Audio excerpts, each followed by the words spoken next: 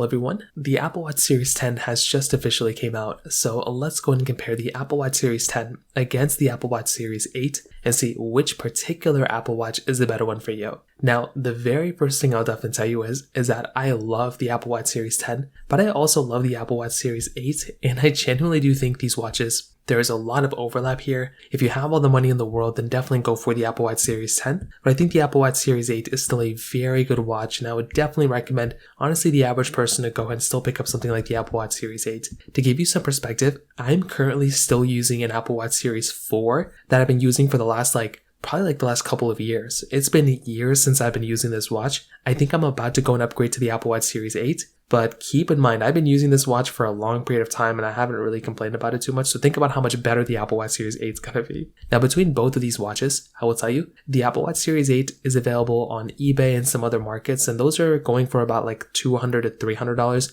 even cheaper if you're going for the cheaper, those, smaller model. If you're going for the bigger models, obviously it's going to be a little different. The cheapest Apple Watch Series 10 is $399. So you could kind of imagine that the Series 8 is about half the cost in the used market than something like an Apple Watch Series, 10. So once again, kind of keep that in mind from a cost perspective. On the front side and the exterior, the bodies, are relatively, similar because you're still getting the, rounded corners, it's a squared off design, display on the front, charging on the back. It's kind of the same thing, but there's some key differences here. Number one, on the Apple Watch Series 8, you're getting either a 41mm or a 45mm display. And both these displays were really good. I didn't have too many complaints about these displays when they first came out. So they still look very good. I think they are very sharp.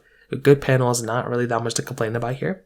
With something like the Apple Watch, Series 10, these are a little bit bigger. These are 42 and 46mm display sizes. So you're getting basically 1mm increase depending on which model you go. So that is something that's actually kind of nice. You're able to go through and get a bigger size display if you want to. So depending on which way you go, it is really nice to have that type of capability. So for one, I'm a fan of that and I love being able to go through and get a bigger size display if I need to. The only other thing going on here is that with the displays on the front, you are getting twice the amount of brightness on the Apple Watch Series 10 than the Series 8. The Series 8 basically went up to 1000 nits of brightness. The Apple Watch Series 10 basically went through and went up to 2000 nits of brightness. So this in and of itself is a very big difference, and I will tell you from that case alone, that is a very big difference in and of itself. So that is something that I look at and I'm actually very, very interested in because that is a pretty big difference in and of itself. You're also getting this different type of texture, which is a wide angle OLED display. So it's up to 40% brighter when viewed at an angle compared to some of the other competition. So something that is very interesting there. I think that's actually very cool. So you do kind of have that type of capability there on something like the Apple Watch, Series 10,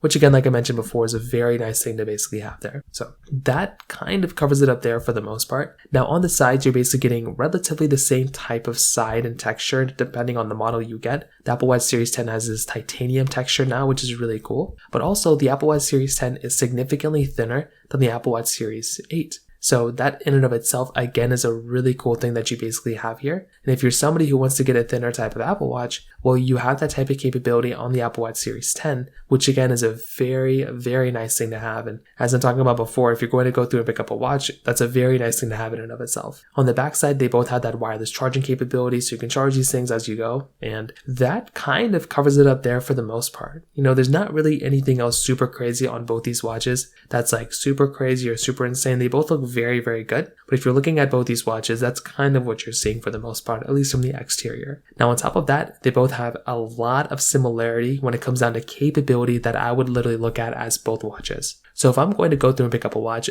I'm not really the person who's going to use my watches for every single crazy little feature. I'm very happy that my watches have a lot of capability, but I'm not really going through and using every single feature within my watch. All I'm really looking at is I'm looking at things like, my applications, what applications I'm using. I'm checking notifications and I'm basically tracking my workouts. Beyond that, I'm not really doing anything super crazy within my watches. So kind of keep that in mind. Within both though, you have the ECG applications, you have high and low heart rate notifications, irregular rhythm notifications, but the Apple Watch Series 8 actually has blood oxygen application inside, which allows you to check your blood oxygen levels. The Apple Watch Series 10 doesn't have that. The Series 10 actually went through a lawsuit and they actually had it, or the Series 9 did, so they had to remove that feature, but the Series 8 actually has it, which is kind of crazy. So you are getting an advantage of going to the Apple Watch Series 10. You're also getting sleep tracking on both, but the Apple Watch Series 10 has sleep apnea notifications. You have temperature sensing built in with cycle tracking. You have 50-meter water resistance, and both are swim-proof. But the Apple Watch Series 10 is giving you that depth gauge to 6 meters and a water temperature sensor built in, which again is a very nice thing.